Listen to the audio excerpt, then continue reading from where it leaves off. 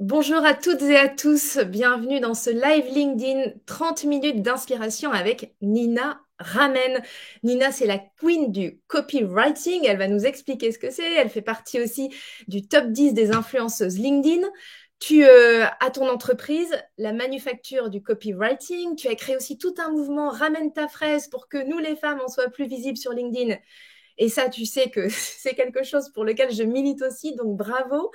Et tu milites aussi pour le solo entrepreneuriat. Tu nous expliqueras tout ça. Merci Nina d'être avec nous. Je suis vraiment heureuse de faire ce live avec toi.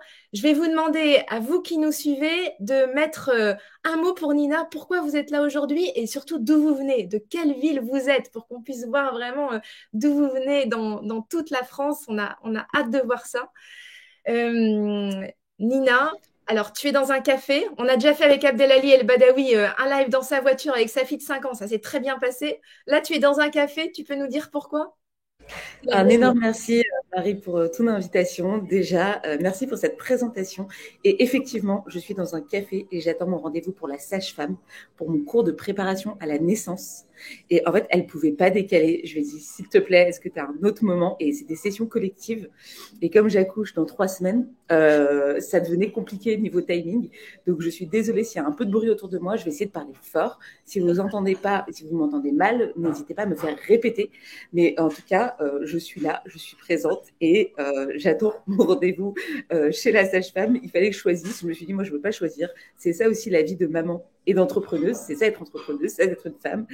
Donc voilà, je me suis dit qu'on allait se mettre dans des conditions réelles. Je ne sais pas s'il y a certaines qui ont déjà vécu des situations un peu folles comme ça, soit quitter le boulot pour les enfants, le malade, les machins, les trucs.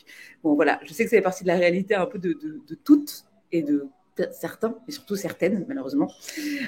Donc voilà, désolée s'il y a un peu de bruit autour de moi. En tout cas, j'essaierai de parler fort. C'est génial. Merci Nina. Je me présente en quelques mots. Je suis Marie-Éloi. Ce qui m'anime, c'est la place des femmes et notre impact dans l'économie. Et pour ça, je préside plusieurs organisations. Pour celles qui veulent créer leur entreprise, c'est Femmes des territoires. Pour celles qui veulent booster leur business, le développer, créer du leadership, c'est Bouge ta boîte. Et pour celles qui veulent faciliter leur carrière dans leur organisation, que ce soit une entreprise ou une administration, c'est Bouge ton groupe. Et vraiment, aujourd'hui, Nina, je suis super contente d'être avec toi. On s'est rencontrés sur un plateau de maquillage pour l'émission Be Smart qui est dirigée par Virginie Delalande. Et moi, j'ai découvert tout un univers avec toi. Le copywriting, je ne savais pas ce que c'était. Est-ce que tu peux partager avec nous ce que c'est? Parce qu'on confond souvent avec le copyright, qui est les droits, la propriété intellectuelle. Est-ce que tu peux partager avec nous ce que c'est? Exactement, c'est marrant parce que je vois dans les commentaires, il y a Pauline qui est là, il y a Gladys, il y a des gens que je connais, donc dites-moi si vous me connaissez, si vous êtes déjà dans le groupe Ramène ta fraise, on en parlera après, mais voilà, ça me fait plaisir de voir des têtes connues aussi, ça me permet de savoir qui est là. Et regarde, Euh, il y a de toute la France. Il y a Saint-Malo, il y a Sandrine de Dinan, il y a Gladys, ben voilà, de Seine-et-Marne. Il y a Didier de Béthune, Sandrine de Senlis, Biarritz pour Pauline, Anne-Gabrielle qui est de Rennes, qui dit hello aussi, Marie de Paris, Michel de Genève. Tu vois, tu as vraiment. ouais. On a Nice aussi avec Delphine. Nina est inspirante. C'est pour ça qu'on est là. Catherine de Bordeaux. Allez, à toi, explique-nous ce qu'est Trop le bien. copyright. Ouais, donc le copywriting avec un W, copywriting, à ne pas confondre avec le copyright, comme tu disais, Marie, qui est le droit de la propriété intellectuelle. Le copywriting avec un W, c'est l'art de créer de l'engagement à l'écrit avec des mots. Ça veut dire quoi? Ça veut dire l'art de vendre avec les mots, vendre au sens large, au sens d'obtenir un engagement. Donc, sur les réseaux sociaux, sur LinkedIn, par exemple, ça va être comment on obtient un like, comment on obtient un commentaire. Sur une newsletter ou sur un email qu'on va envoyer de prospection, ça va être obtenir une réponse. Par exemple, quand on est commercial et qu'on veut obtenir un rendez-vous avec son client, là, on va le contacter par email. Et donc, savoir écrire un bon email, ça fait partie du copywriting, par exemple. Et dernière manière d'utiliser le copywriting, ça va être ce qu'on appelle les pages de vente, donc les sites internet ou même les pages de vente de e-commerce. Quand vous vendez, je ne sais pas moi, imaginons que vous vendez de l'huile CBD, et ben en fait, il faut arriver à convaincre la personne à vous faire confiance parmi toutes les offres qu'il existe sur le marché, de mettre sa carte bleue. Et vous n'avez qu'un moyen de le faire, c'est par écrit. Vous n'êtes pas dans la même pièce que la personne, vous n'avez aucun autre moyen de communiquer avec elle que par écrit. Voilà, c'est vraiment un outil du digital, d'Internet, qui va vous permettre de vendre et de vous faire connaître sur à la fois les réseaux sociaux, mais aussi de vous permettre de vendre davantage votre produit. Un produit qui est bien présenté vous permettra forcément de vendre plus. Alors ça, je suis sûre que ça intéresse toutes celles et ceux qui nous écoutent. Merci Nina, là tu nous as vraiment alléché, on a envie d'en savoir plus. On va commencer d'abord par tes 2 premiers moments clés, 2 moments clés de ta vie qui t'ont amené à ton expertise aujourd'hui et à tout ce que tu accomplis. Et puis ensuite, ce dont on aimerait savoir, c'est vraiment des astuces, comment nous aussi on peut faire du copywriting, c'est-à-dire engager, faire en sorte que on like nos posts, on les commente, notre newsletter fonctionne, qu'elle se développe, voilà, vraiment des astuces. Et puis on répondra à toutes vos questions. N'hésitez pas à les poser dans le chat avec Nina, on y a accès et on y répondra. Enfin, Nina y répondra avec plaisir. Tu as une formation d'ingénieur en chimie, donc rien à voir, on est d'accord. Et après, tu t'es lancée dans le recrutement, chasseuse de tête, mais pour trouver des personnes dans le domaine des sciences, des scientifiques. Et en fait, comme tes annonces au début, ça avait du mal à appâter, à trouver de l'impact, tu t'es mis au copywriting. Est-ce que tu peux échanger avec nous et partager ton premier moment clé? C'est en 2018, c'est la première fois que tu fais un buzz de publication. Ouais, c'est là où on voit les nombreux domaines d'application du copywriting. C'est-à-dire que quand tu dois convaincre un candidat de postuler à une offre, en fait, tu as plutôt intérêt à présenter l'offre de la meilleure des manières. Dire, rattaché aux ressources humaines, vous serez en charge de 1, 2, 3, 4. En fait, c'est le truc le plus chiant de la Terre. Et donc, forcément, les gens, ça leur donne pas envie. Et en anglais, les Anglais ont bien compris ça. Ils appellent les offres d'emploi le job advertising. Advertising, pourquoi? Pour publicité.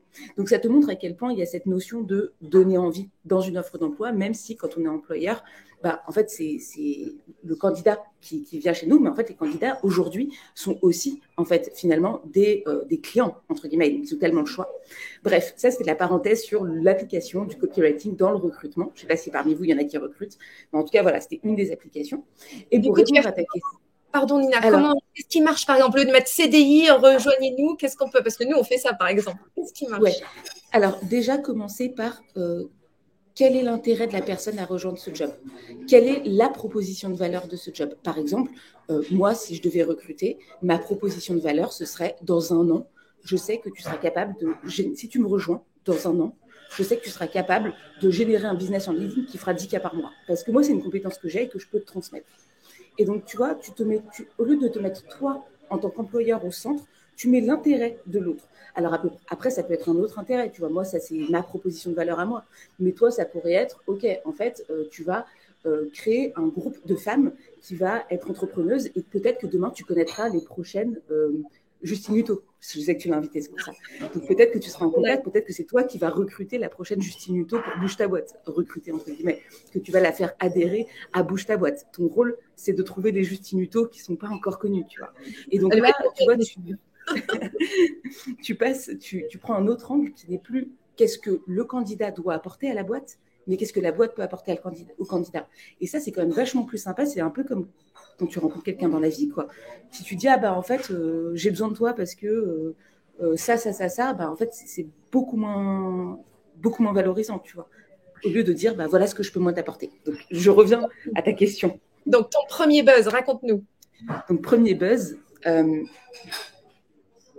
c'était en 2017, 2017 ou 2018, c'était mon 3e post LinkedIn. Donc, tout ça pour dire quoi? Pour dire qu'il n'y a pas besoin d'avoir une grosse audience pour faire des gros posts. Et ça, c'est l'avantage de l'algorithme. Tu avais combien de personnes par post? J'avais 1000 ou 2000 relations. Vraiment, j'avais pas beaucoup de relations sur LinkedIn parce que j'avais eu mon école, mon premier job, quelques personnes, voilà, peut-être 1000 ou 2000 personnes. Et ça, c'est intéressant sur LinkedIn, c'est qu'il n'y a pas besoin, contrairement à Instagram, d'avoir beaucoup d'abonnés pour faire des gros posts. Donc ça, c'est la première chose qu'il faut avoir en tête qui est intéressante. Et la deuxième chose que je voulais dire, c'est que moi, j'ai parlé d'un sujet qui, à l'époque, était assez engageant, c'était le télétravail. Je disais aux gens, écoute, moi, je suis pour le télétravail. Je ne comprends pas qu'on soit obligé d'aller dans un bureau. Je ne comprends pas qu'on soit obligé de s'enfermer entre quatre murs. Je ne comprends pas que, en fait, moi, ce que je loue à une entreprise, ce que je donne à une entreprise, c'est mon cerveau, c'est pas mon corps. Et donc, j'avais mon propos, le propos de mon poste était de dire ça. J'ai appuyé sur envoyer. J'ai attendu, je suis partie en réunion, je reviens. Je ne sais pas combien j'avais de notifications. Et c'était marrant parce que c'était le 3e poste que je faisais. Et ce qui est intéressant de voir, c'est que les 2 premiers ont fait un bid total, ce qui est à peu près normal. Quoi, mais c'est le fait de tester. Ouais, j'avais 10 likes. Ouais. Et en fait, ce qui est troisième, du coup, là, j'en ai fait 7000. J'ai fait 7000 ou 7005. Pour un 3e post LinkedIn, c'est exceptionnel. Ouais, et en fait, mais il faut voir qu'il y a aussi, en fait, c'est ça. Il faut voir qu'il y a aussi, quand sur les posts LinkedIn, il y a des grandes règles à respecter, il y a des manières de faire, c'est sûr, mais il y a aussi une partie d'itération. C'est-à-dire que plus tu vas essayer de en faire, et plus, en fait, tu vas maximiser tes chances de réussir. Donc, le fait, moi, je pousse les gens, tu vois, dans le mouvement que j'ai créé, Ramène ta fraise, j'ai lancé un challenge, et j'ai dit aux filles, OK, eh ben, on poste pendant 30 jours. Tous les jours. Tous les jours. Et ça a plusieurs conséquences. La première conséquence, c'est que tu te désensibilises. Tu vois, tu te désensibilises, ça veut dire quoi? Tu te désensibilises, ça veut dire qu'au lieu qu'à chaque fois que tu appuies sur publier tes peurs, en fait, ça devient une habitude. C'est comme se brosser les dents. En fait, à la fin, ça devient tellement une habitude que tu vois, tu n'es plus à chaque fois dans cette appréhension. Ça, c'est la première chose, c'est s'insensibiliser. La deuxième, c'est que tu vas aussi devenir meilleur.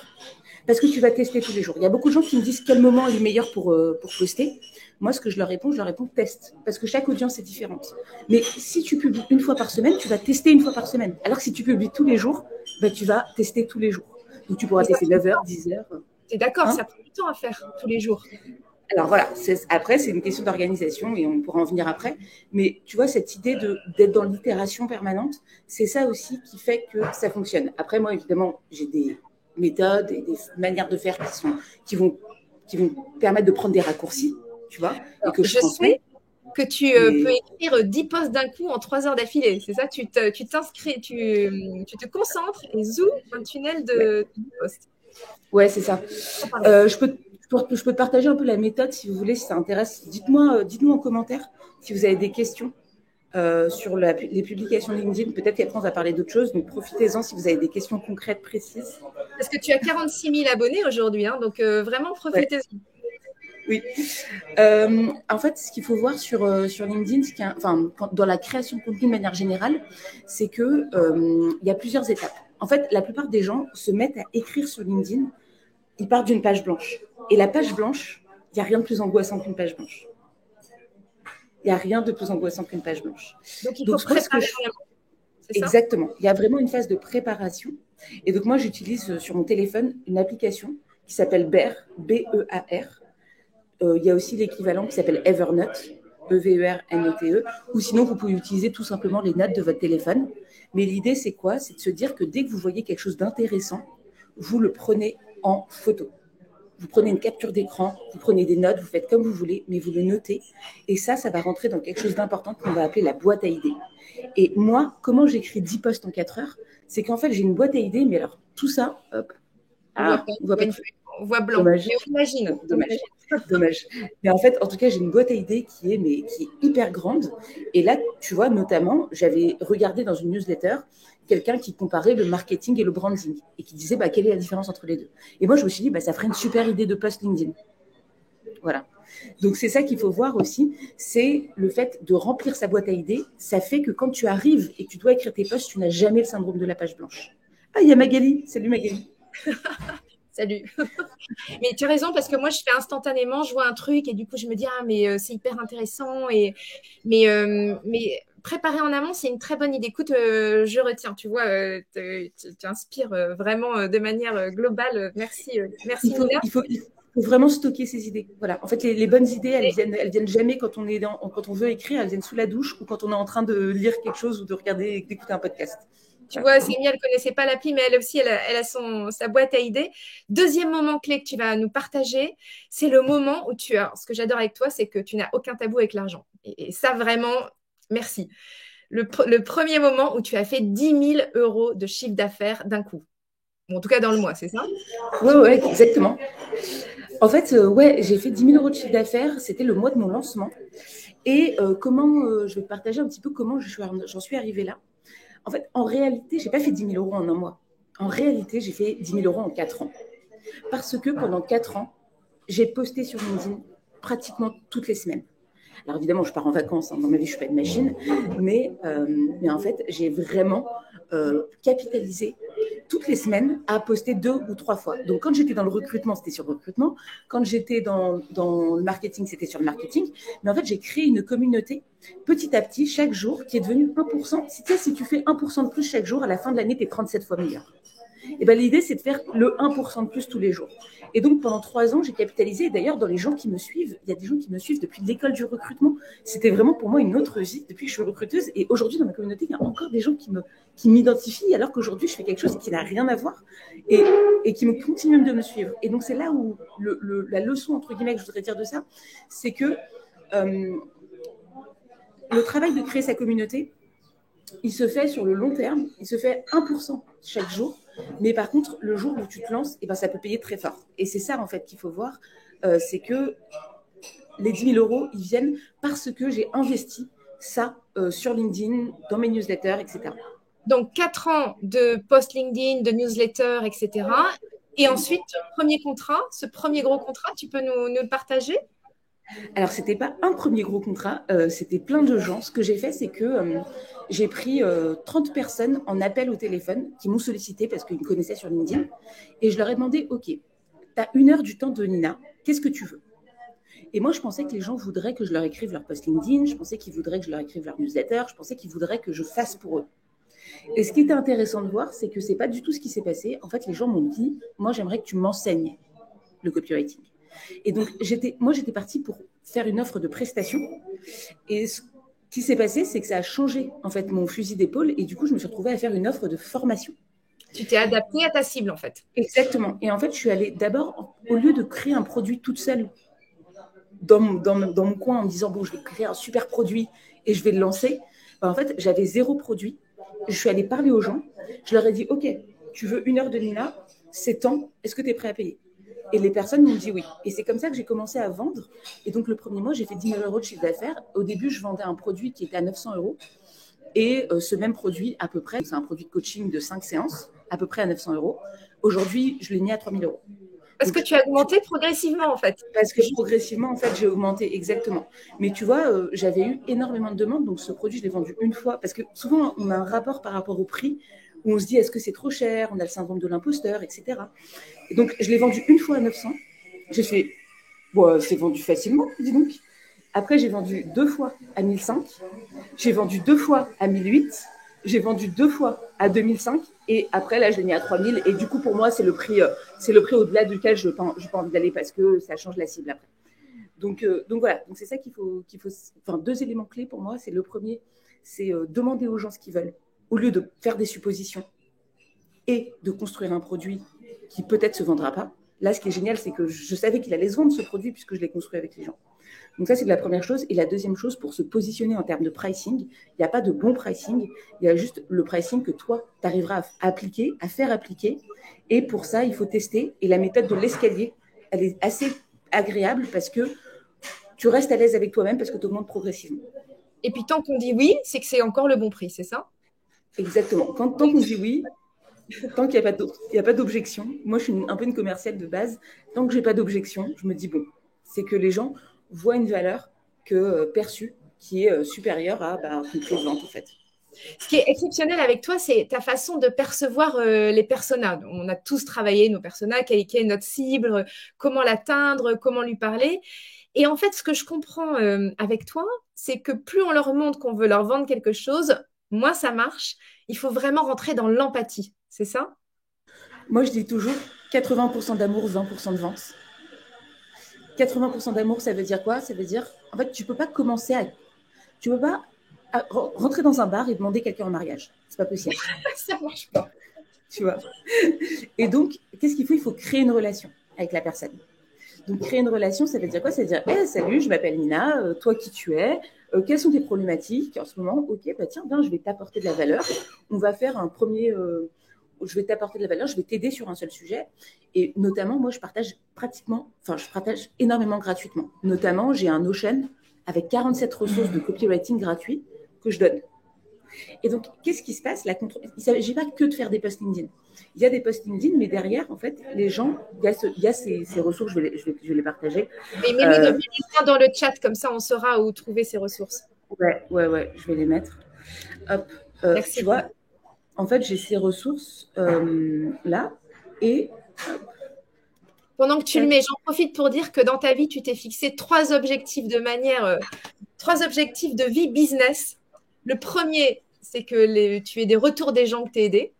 Le deuxième, c'est de travailler 35 heures par mois. Et le troisième, c'est de gagner combien? 40K par mois, c'est ça? Alors, au début, c'était 10, maintenant c'est 20. Et après, là, je suis en train de passer à 40. Et donc, tu te mets des ambitions en palier avec des objectifs très clairs et tu fais tout pour les atteindre. Et ce qui t'intéresse, c'est pas forcément d'avoir des salariés, mais de travailler en solo entrepreneur avec un réseau de personnes qui se correspondent et d'avoir une bonne qualité de vie. Ouais, exactement. En fait, tu vois, c'est ça le sujet, c'est de se dire, moi, ma valeur principale, c'est la liberté.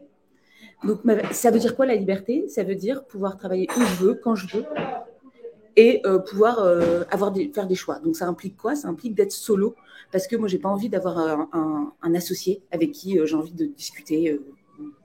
Je dis pas que c'est pas bien d'avoir des débats, c'est pas ce que je dis, mais j'ai juste que c'est bon, j'ai envie de gérer mon truc, d'avancer. Donc, ça implique d'entreprendre seul. Ensuite, deuxième chose, j'ai envie de travailler où je veux, quand je veux. Donc ça implique aussi forcément de ne pas avoir de personnes qui vont te solliciter tout le temps pour poser des questions, comme tes managers notamment. Donc je sais que je ne vais jamais salarier des gens. Et du coup, tout le bénéfice que je fais dans ma boîte, je le réinvestis, je le prends pour moi. Et je n'ai pas pour objectif de lever des fonds. Je n'ai pas pour objectif de faire des millions de chiffre d'affaires. J'ai juste pour objectif de me dire, OK, au début, c'était 10K par mois, là, c'est 20K. Peut-être que j'en ferai 30, mais en fait, en réalité, même si je reste à 20K par mois, je suis très contente parce que je travaille 35 heures. Alors, pour le moment, le 35 heures par mois, on n'y est pas encore. Hein. Mais tu vois, c'est ça, en fait, qu'il faut juger. C'est qu'il faut juger à quel point ta qualité de vie aussi, elle correspond. C'est-à-dire que, est-ce que ça vaut le coup? Est-ce que j'ai envie de faire 100 000 euros par mois et de travailler 80 heures par semaine? Je vais accoucher, je vais avoir un enfant? Non, pas forcément. Donc, c'est ça, en fait, toujours qu'il faut juger dans les objectifs qu'on se met. Et que l'objectif, c'est pas toujours de faire une start-up, c'est pas toujours de lever des fonds. L'objectif, ça peut juste être de se dire, OK, moi, je veux avoir une vie qui correspond à qui je suis et pas forcément d'aller dans cette espèce de croissance infinie où on court après quelque chose qui, finalement, ne nous rend pas si heureux que ça. Donc définir un peu c'est quoi la vie idéale. Ouais. D'être aligné avec soi-même, avec ses aspirations. De toute façon, c'est ça ce qui compte le plus. Hein. C'est là où on est la plus puissante, le plus puissant. J'avais fait une petite parenthèse pour que tu puisses mettre le lien, mais je vois que c'est impossible en fait. On peut pas mettre le lien, donc on vous le mettra après dans le chat LinkedIn. Ça marche, Nina? Et du coup, je veux bien que tu continues sur les personas parce que ce que tu dis aussi, c'est que la meilleure façon de bien connaître sa cible, finalement, c'est d'être soi-même, de correspondre à sa cible et puis de répondre à ses besoins. Et ça, comment on fait avec le copywriting? Ouais, en fait, c'est un peu cette idée de se dire que tu n'es pas la mesure universelle du monde. Je répète, tu n'es pas la mesure universelle du monde.